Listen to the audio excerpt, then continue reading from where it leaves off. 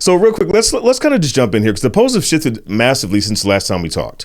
And I mean dramatically. Trump was underwater in terms of forecasting just a few months ago. Now things have shifted, and it's not just individual polls that are showing Trump with a pretty sizable, respectable lead over Joe Biden, but the actual forecasting itself. So before we get into this, though, because you are a forecaster, could you just explain for people who may not know sort of what the difference is between a pollster and somebody who does what you do, which is election forecasting?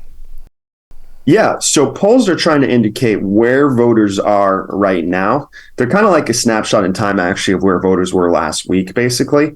They're not trying to predict what voters are actually going to do on election day until you get in the last few days of the election. And even within that, they're just looking at one particular thing, the poll themselves they're conducting. So a forecaster like me, we're trying to figure out what they're going to do on election day, in my case, what the margin is and the probability that there's an upset, or in other words, the probability that my forecast is wrong. And so you take in all sorts of different things into account, including how the states voted historically, fundraising, what happened in the last election. So that's going to get you a much better read, especially this early. Polls are useful, but don't assume that the poll is going to be accurate or predict what's going to happen. Even if the poll's perfectly accurate, it's still not going to predict what's going to happen because voters change their minds. And so, again, for people who may not know you, what's sort of been your track record as far as your success in calling races over the last couple election cycles? Yeah, we've had a really good track record. We've called well over 95% of races, right? Over 96% in the last election cycle.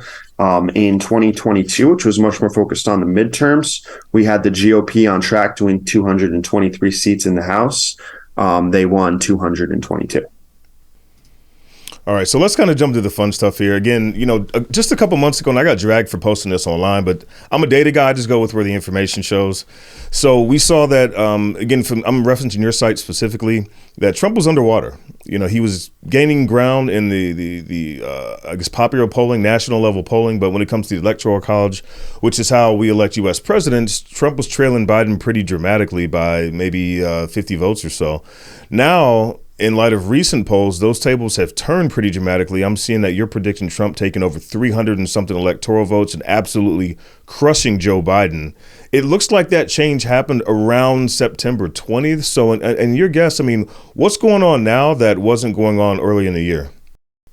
Well, just one quick thing. So this isn't a projection. I haven't actually launched my election forecast yet. It's a little confusing, but it's my poll map. So it's showing, based off the polling average I have for every state, what the Electoral College would be. So that's kind of like a snapshot in time also. It's a little early. I have my internal presidential forecast, but it's just a little early to release it because polling isn't that useful this early. It doesn't have no predictive value. You'd always rather be the guy ahead. But presidential elections, way more than Senate or House, voters just change their minds like crazy because they're really paying attention. Yeah, that's a good point to raise, too. We're a year out from the election. A lot can change.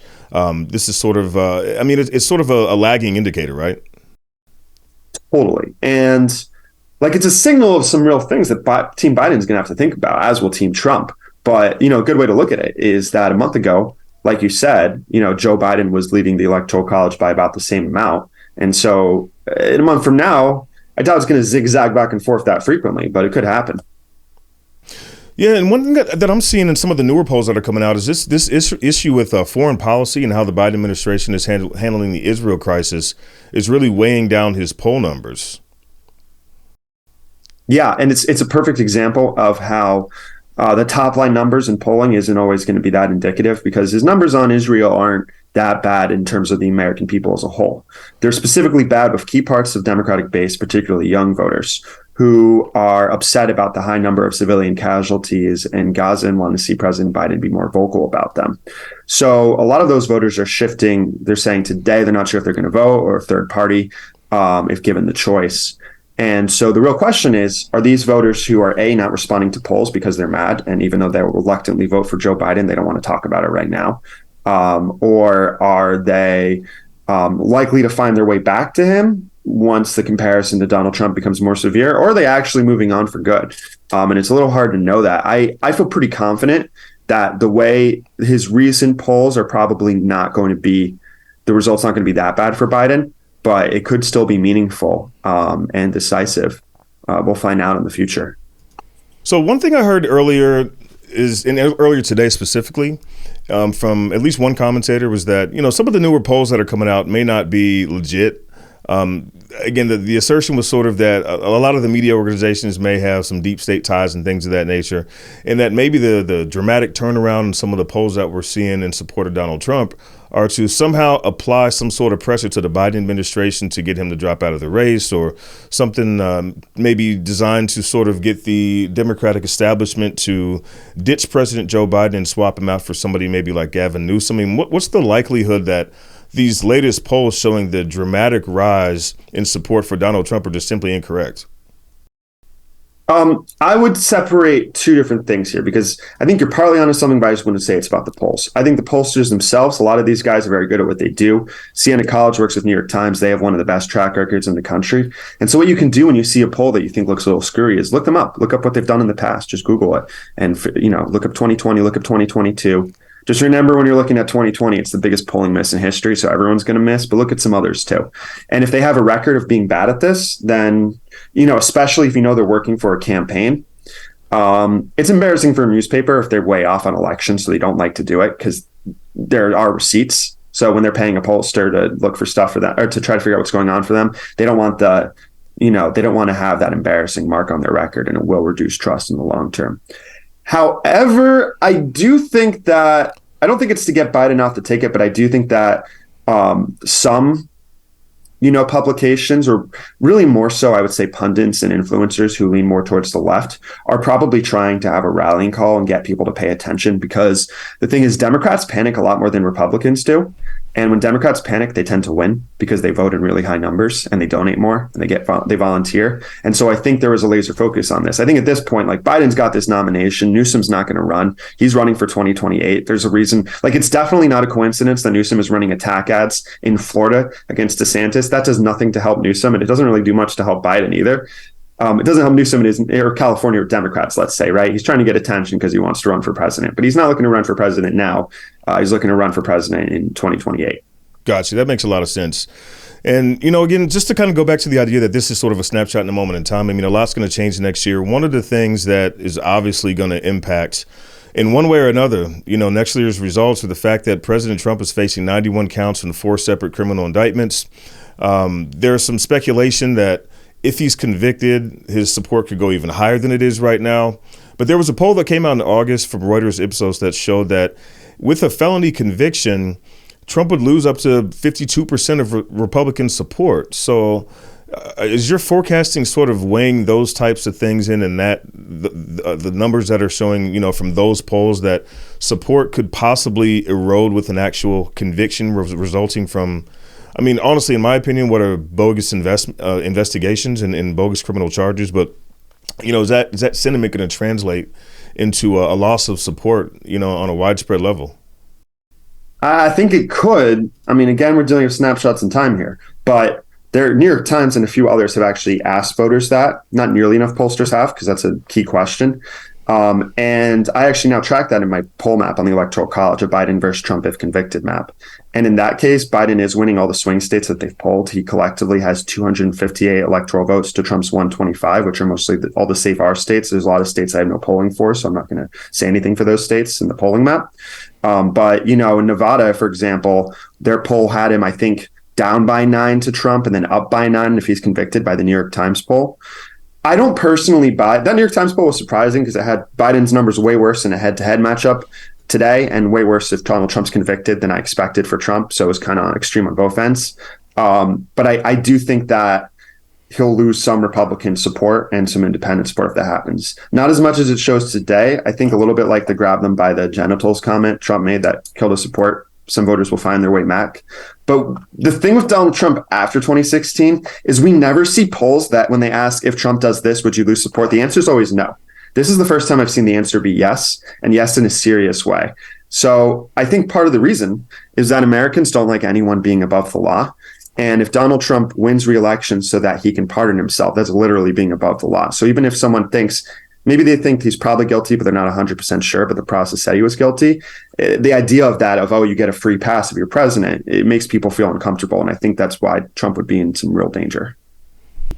So presidential election aside, I mean, we also have some big races next year in terms of the House and Senate. There are a number of seats up for grabs. I think Democrats are defending almost twice as many seats as Republicans. What are you showing for congressional races? Yeah, so for Senate and House, put them in two different camps. So Senate, I have Republicans as 56% chance of winning. Now, I'll acknowledge that goes a little bit against the conventional wisdom. More people are higher on Republicans than others, or than I am today in that. I definitely have Republicans favored to win West Virginia, even before Manchin decided not to run. Now it's a slam dunk and safe race. But I think that Democrats have actually gotten a little bit of an edge here in Ohio. The polls are showing Brown ahead, and the undecided voters aren't that much larger for Republicans than they are for Democrats. And Brown really has seemed to defy gravity, and it looks like he's currently holding on his support. Now, polls in Ohio have been wrong before. They could miss again. The race could change. I think it also depends on what Donald Trump does. I think he's a little more likely than not, perhaps, to weigh in Bernie Moreno's favor. And if that's the case, Republicans could be in trouble because he's by far the weakest candidate. But one of them didn't do what he wanted when he was Secretary of State of Ohio on elections. And the other one is genuinely anti-Trump, Matt Dolan. And so he might, if he endorses the weakest candidate, that will hurt Republicans there. But, Montana I have as a straight down the middle toss-up. Basically, Republicans, to give the big picture, if they flip West Virginia, it would be 50-50 in terms of the Senate. If they capture the White House, that'd be enough to flip it. If they didn't capture the White House, it wouldn't be. So they would need to pick up Montana, Arizona, or Michigan as well without losing Florida or Texas. And Texas is one they do have to worry a little bit about. Ted Cruz only won by 2% last time around, and Texas has shifted blue since. If it continues to shift blue and Colin Allred runs as good of a race as Beto, which I wouldn't dismiss because he's a good candidate, football player who has worked in criminal justice reform and has done well with suburbanite voters in his district, and won a district his opponent won by like 20 points a few years earlier and flipped it in 18. So I wouldn't count him out, even though Cruz is definitely favored. So that's the Senate. All right, man. And we are within 60 days of primary season starting. What advice would you give people as we're looking at these polls? We're seeing competing polls with different information that's coming at us from different sources. What advice do you have for people on how to look at this information and weigh it properly? Yeah, I would say that polling is definitely going to be useful, but just keep in mind, especially in primaries, voters change their mind all the time. That's going to be especially true in presidential polling. John McCain was at 13% or something in early December. Rudy Giuliani had led the entirety of 2007, and I think he won one delegate in the entire country and fell to fifth by the end of January. Now, I don't think that's going to happen here because Trump's lead is a lot stronger than Giuliani. Giuliani was at 25 to 30. Trump's at 55 to 60. But I do think that if Haley has a really good showing in the early states, Iowa, New Hampshire, South Carolina, Nevada, she's a chance at knocking out the rest of the field, making this one-on-one, and she will get a huge surge. It's a question of how huge. Does she get to 25% from the 10% she's at now? Does she get to 30%? Does she get to 40%? It's not unprecedented. Getting to 40 would be really hard and make it competitive, but still a clear loss. That's how hard it is for Haley. She has to both get all this support and take some support away from Donald Trump. Now, unlike DeSantis, she's never gotten the press, so we'll have to see what happens once she's getting all the press and extra money. Well, I mean, it seems like, and it looked like this earlier in the year, but it seems like even more so now with Donald Trump's lead among Republicans, it's almost impossible that anybody else is going to be able to slide into that number one spot and sort of dethrone him as the nominee. I mean, is that what you're seeing? What's the likelihood that a DeSantis or Haley could come in and actually be able to secure the Republican nomination? What sort of calculus would have to take place to make that a reality? I would say given that presidential primaries are the stuff where craziest stuff happens more than anywhere else. If this were a general election and you had that lead, I would say, unless you have a Roy Moore situation, they're winning. Here, I don't know, 90%. If Donald Trump doesn't have a health issue, which isn't impossible because he's a little older himself, but short of that, 90%. It's just a question of does this become like Iowa and New Hampshire, where those states are paying a lot more attention than everyone else. And in those states, Trump's under 50%. He's at 43. And if everyone converges on Haley, basically Haley would have to run the best campaign, a truly fantastic campaign. And the voters would really have to like her message. And they'd have to have new issues about Donald Trump that she raises. That's a lot of ifs, right? So that's why I think it's low. But I wouldn't say zero. It's just that the electorate's a little different than we think they are. And the support for Trump isn't as strong as we think, as durable. Maybe there's some room for movement. All right, man. And real quick, so for anybody who wants to reach out to you or yell at you, where can they find you online? Yeah, you can yell at me if you'd like. I'm on Twitter. I am at Logan R2WH. And I also, if you go to racetothewh.com, that's where you can find all my polling. I have forecasts for the House and for the Senate, tracking presidential polling, and we'll have a forecast for that one soon, probably at the beginning of January. Nice, man. Well, you do great work, so I do want to thank you for taking time out of your day to join me. All right, great. Great talking to you, Adrian. Thanks so much for having me.